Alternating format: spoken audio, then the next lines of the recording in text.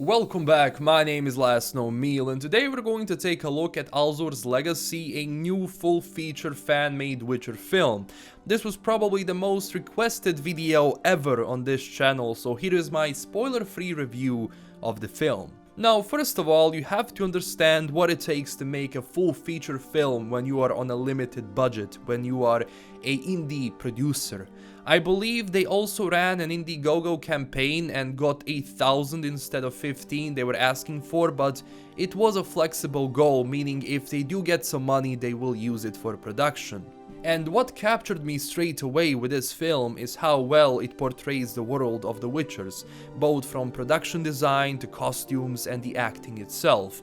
The film is in Polish, but you do have English subtitles and it's easy to follow, so don't be discouraged to watch it. Regarding the plot of the story, it follows Lambert, Jaskier, Triss Merigold, and in a sense, Jaskier's son Julian. The story is set a quarter of a century after the Rivian pogrom, where Kaer Morhen is also being attacked by a mighty warrior called Aegeus. Now, years after that, Ornella, who is a sorceress at Aretuza, runs because she is expected of finding the legendary ALZUR'S almanac. And after watching this, I was amazed by the level of quality it has, especially how different actors portray their characters, and even though it was an indie project, the passion each actor brings to the screen is amazing. Regarding production and cinematography, they were keeping things down to earth, playing safe with scenes without unnecessary CGI or trying to make everyone look flashy and cool.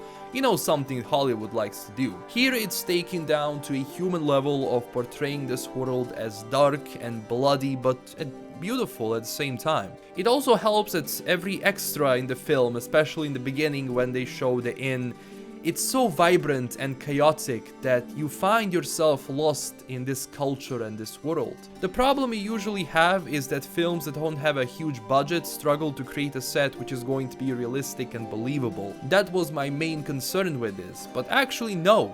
With what they had to work with, I believe they managed to do it. Now, to go back to CGI, it is used a couple of times in the film and it's on a decent level. Obviously, there are some moments when you say, well, this is low budget, but keep in mind, CGI is expensive and they were not going over the top here, which is great. When I also mentioned costume design and makeup, it's good that it works, because if there is one thing that breaks my immersion, it's when an indie production tries to make, let's say, Geralt of Rivia and they slap a wig on him and, you know, just finding a suitable person is hard, and in the end they look cartoonish and cringy. But here, they decided to go with Lambert, and the actor looks great under all that makeup. He doesn't look cringy, and it helps a lot. Even the other characters, you know, there are some things that happen during the film that help them grow. And it's paced so well that I didn't have to look at my watch as I was viewing this. And that's good, because usually I do. And it perfectly shows what can happen if a group works together on something with passion and love, and that's what I've seen. People working together to recreate a medieval fantasy setting in a sense. I strongly believe that if they had a decent budget, and by that I mean Netflix budget, I am 100% certain they would produce something really good. But even with this, they proved to everyone that you can adapt The Witcher and make a story which is not only about killing monsters, but about human emotions, their weaknesses and desires. That's also something CD Projekt Red captured in their games. This is something that this production captured in their film, and that's a huge plus. Also, the music itself is superb. Maybe too loud and distracting in some moments, but that might be subjective. But again, just from the production standpoint and the quality, the soundtrack is great, and it does have that Slavic feeling to it, which is amazing. And speaking as a producer myself, I cannot describe you how difficult it is to do something like this, because I honestly thought this was just gonna be a 20-minute short film, but what they gave here, in the end, a full feature, you have to be mad to go into that, and I am so glad they were mad enough. I would honestly watch another Witcher production from them. That's how good of a job they did. Also, regarding locations, I gotta give props to their location scout or whoever chose those places, because Poland has some amazing nature and amazing scenery, and it's showcased here in the most beautiful light. They are so mesmerizing and immersive. The more you go into the show, the more you like it, the more you care about it. I don't know how, but they just did it. And I've seen a couple of golden ratio shots here. I give huge props to that. And for the end, choreography. What about sword fighting? Well, usually that is bad when you have a low budget production. I mean, usually they're really bad. Here, not at all. They knew their limits, they worked within those limits, and you can see it.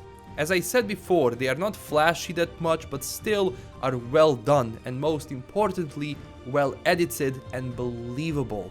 Editing for a fight scene is crucial. If you can't pace it correctly, it will break everything, no matter how good choreography is.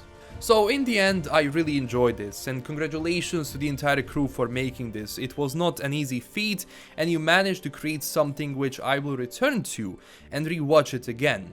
It shows how passionate people are about The Witcher, and especially how important this is in Poland. And if there is anyone who can capture that feeling, it's them. Even the old Hexer TV show, it was bad, but the atmosphere was on point. Same here. Although the other part was also great, not just the atmosphere. Everything in this film was done in such detail, and I couldn't be more proud of that production team. If you didn't see it already, I recommend you do. The link is down below. Also, if you did, tell me down below what you think about ALZUR'S legacy, and as always, smash that like and subscribe button and join our amazing community on Twitter and Discord. This is LKM signing out, and as always, stay classy everyone. Bye bye.